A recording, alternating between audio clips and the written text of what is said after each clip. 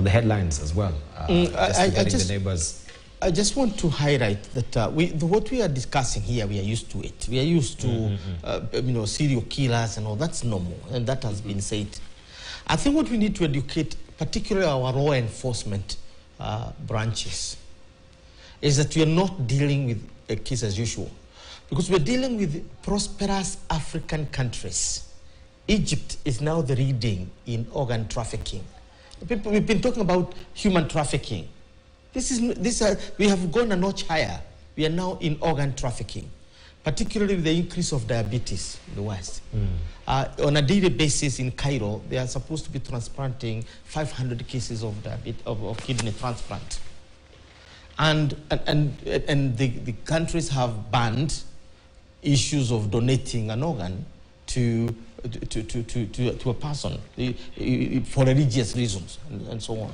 I'm giving the case of Egypt, which is very next to Kenya in terms of prosperity. After Kenya, you go to South Africa, and after South Africa, you go to Nigeria. These are called regional powers. They are also economic powers. And this is where prosperity is beginning to produce a certain genre of crimes that our law enforcement may not have been trained on. So we've moved from human trafficking to now organ trafficking. And organ trafficking sometimes requires, elimination of the person, because you cannot get the liver and still get the person alive. But with the kidney, you can. So you are seeing people in Sinai Peninsula walking with one kidney because the other one was harvested by force or coercion or induction. So that is an area we need to go and study in Egypt and find out whether this is what is replicating itself or being replicated in Kenya. Related to this organ trafficking is what we call tourism. The proliferation of tourism, the growth of tourism, which we are placing, is essentially enabling organ harvesters to enter into countries. And this is a very new area that we need to begin looking at, whether our tourism can also be a conduit of this, because organ harvesters are not criminals the way you know them. They come as tourists, they are wealthy. The third aspect, which Dr. Khanyenje talked about, is the lure of soft life. And what is happening? Quick example, a neighbor, a girl neighboring somewhere I know, got a good Nigerian boyfriend. And the boyfriend was benevolent, built a good house for the parents who are not very well, and started educating poor brothers. These are a few dollars. Then they relocated from Nairobi to Dubai. And they were living on what you can call it the soft lane, the soft lane of life. Until the girl's passport disappeared.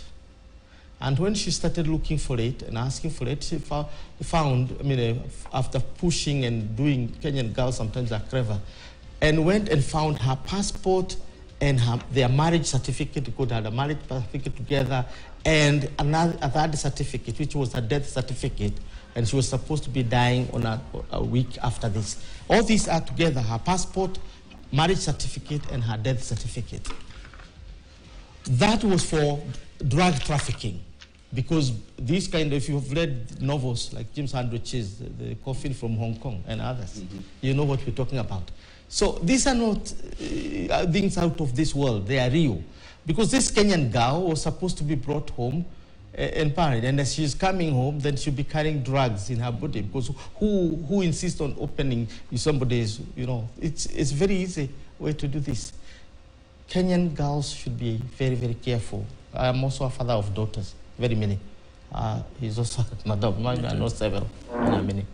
So when you say that this is a danger, it is. Appeal is to our law enforcement agencies. This is not business as usual. It is not mental cases and mental criminals. There might be cases of mental criminals, but largely we have entered a new terrain of criminality, from human trafficking to organ trafficking by a very wealthy, rich, super rich kind of people who can buy the law, who can pay for their crime, and who can escape without leaving behind any traces. That's where we are. Right, so I'm interested to know, did the girl escape that drugness? Yes, after she got that revelation? She did. She did? She jumped in the plane and came back to Kenya. That's how the story is known. So if she died, you don't have been telling the story. The bar, what's your problem?